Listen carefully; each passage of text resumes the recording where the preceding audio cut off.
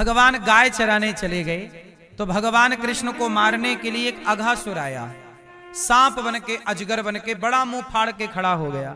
भगवान के मित्रों ने कहा चलो लुका छिपी खेलते हैं। क्या खेलते हैं? हम छिपते हैं, तुम ढूंढना।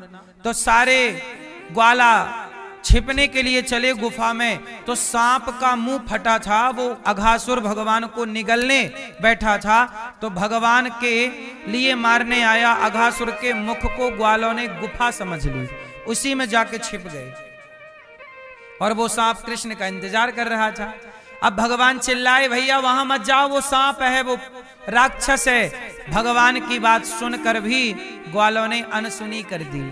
एक ग्वाला बोला अच्छा वत्सासुर आया था, बछड़ा वत्सासुर आया तो वत्सासुर का भगवान ने उद्धार कर दिया।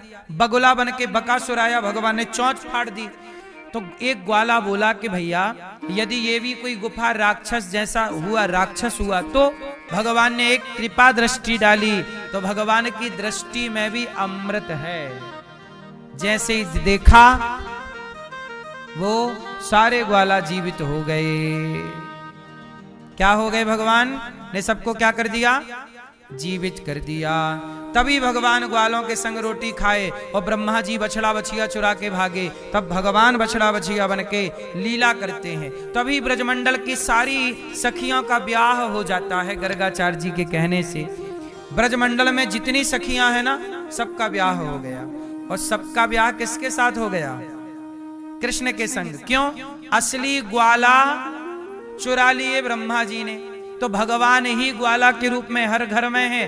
तो किसी का ब्याह मन उससे हुआ, तो किसी से भी हो, पर हर रूप में है तो भगवान। तो सबका ब्याह भगवान से हो गया, इसलिए भगवान सबके पति हो गए। क्यों मैया? भगवान सबके क्या हो गए? आपके पति कौन? आपके वाले का नाम क्या? क्या नाम आपके वाले का है? कौन है आपके पति? आए हैं घर में कि यही है?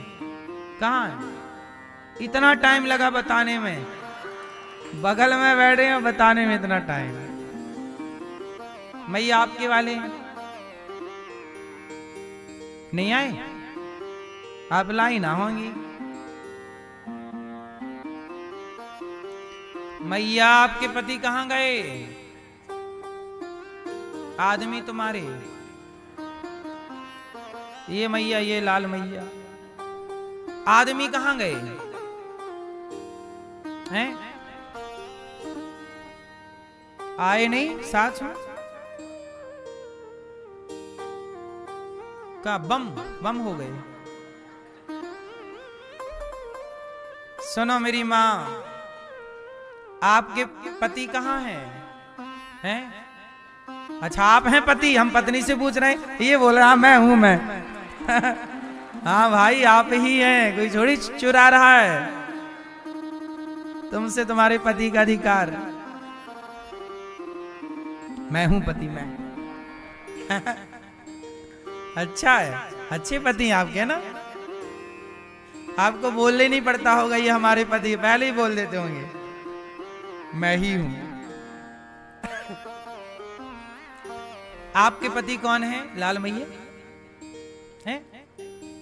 आए हैं? ओ मैया पीछे वाली, आपके कहां घोचू लाल?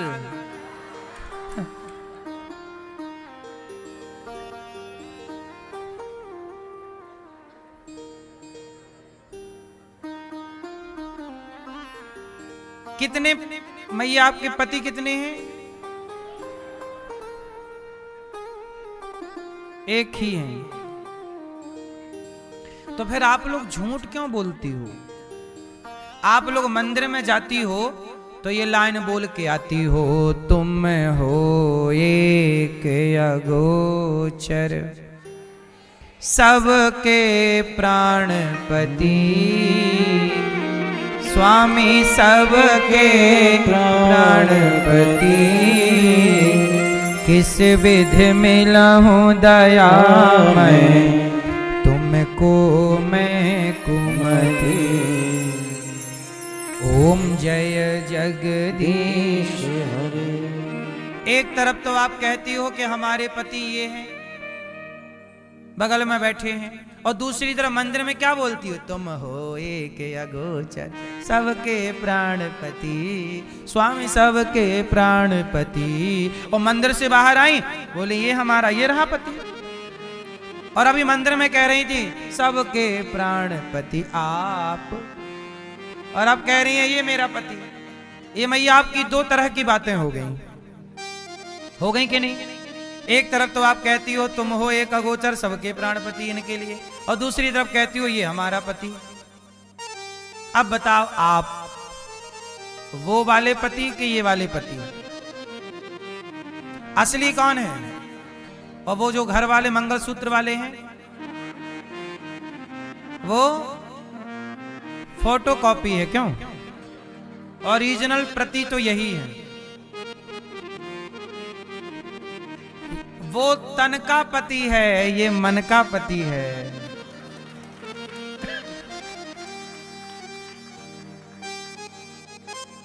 इसलिए आपके पति, ये संसार का पति कुछ समय का पति है, कुछ समय के लिए मिला हुआ है।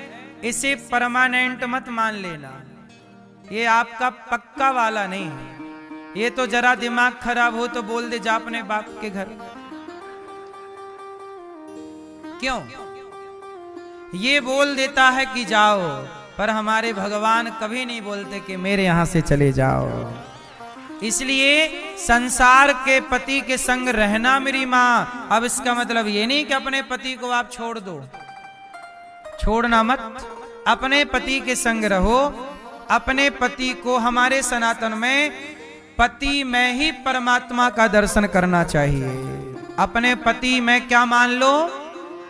तो जिस परमात्मा को आप कहती हो तुम हो एक अगोचर सबके प्राणपति, यदि वो परमात्मा पत्थर की प्रतिमा में है तो वह परमात्मा आपके पति में भी है। सब में वह देखा जा सकता है।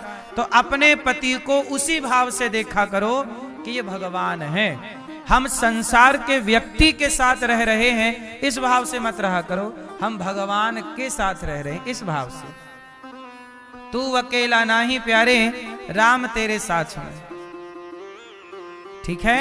तो पति में परमात्मा का दर्शन। और पुरुषों के लिए भी यही सिद्धांत लागू हुआ। आपकी पत्नी कौन? आप बताओ, क्या मानते हो पत्नी को? है?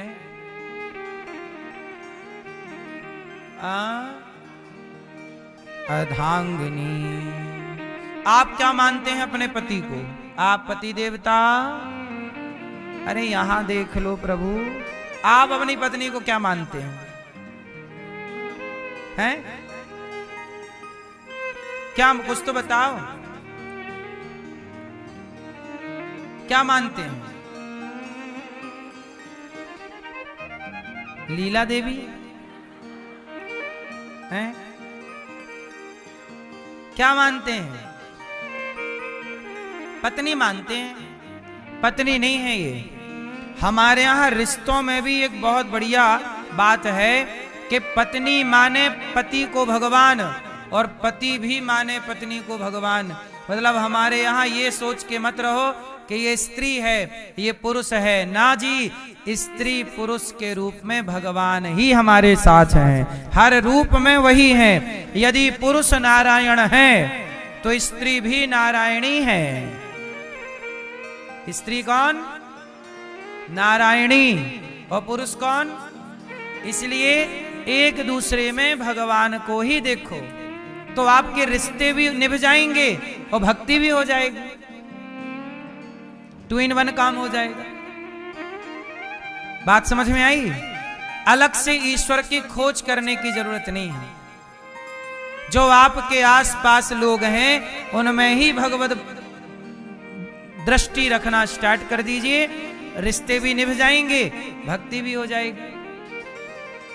सही है कि गलत है? तो पति में भगवान, पत्नी में भगवान।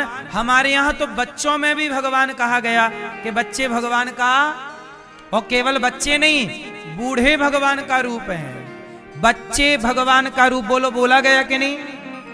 बच्चे मन के, बच्चे भगवान का रूप, बूढ़े भगवान का रूप, स्त्री भगवान का रूप, पुरुष भगवान का रूप।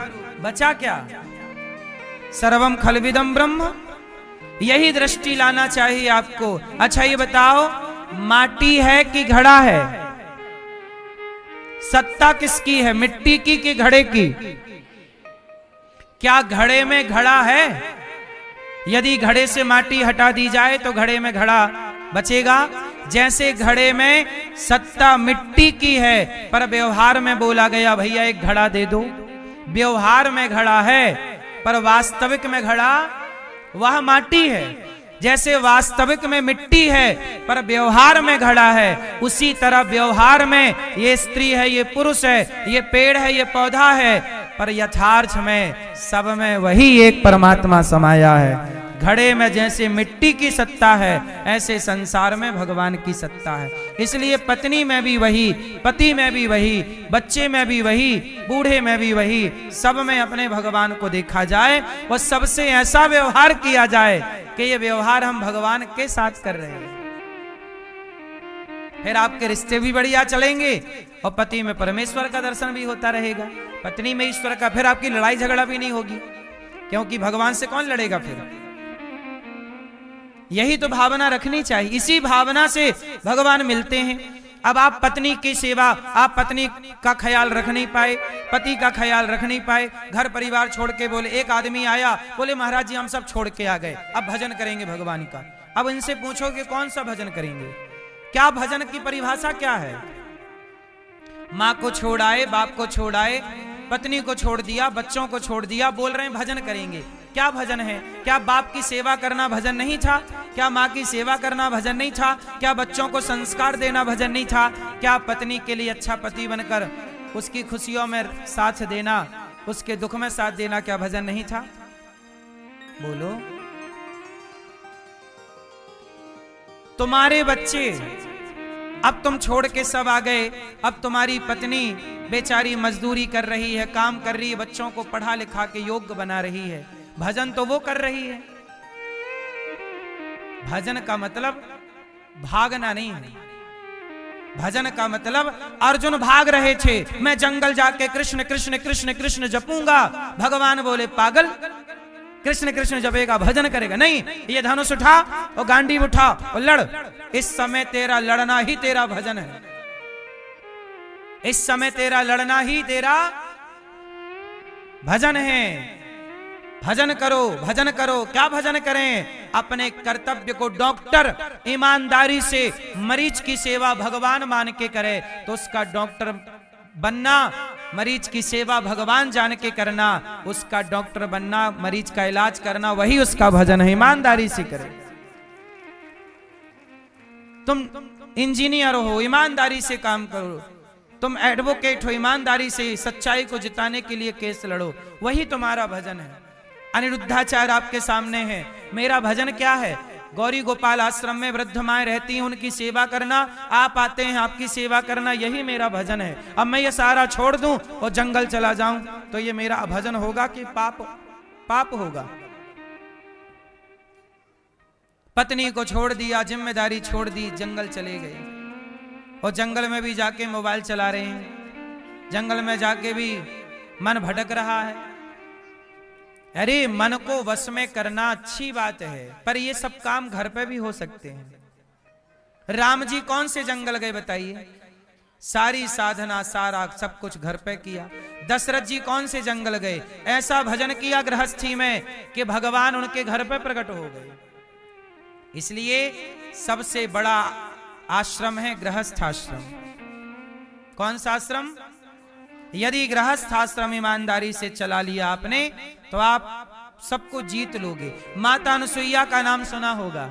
सारी जिंदगी पति के साथ रही और ऐसे रही कि ब्रह्मा विष्णु महेश परीक्षा लेने आए तो उन्हें बच्चा बना दिया, दूध पिलाया और ब्रह्मा विष्णु महेश को जीत लिया केवल पति की सेवा के बल पर। मैया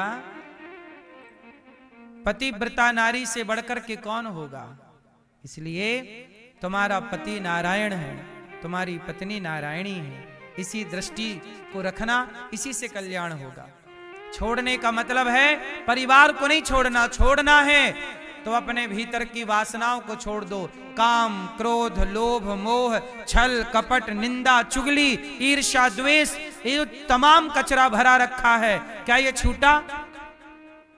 तुम सब छोड़ के जंगल आ गए तो क्या काम छूटेगा?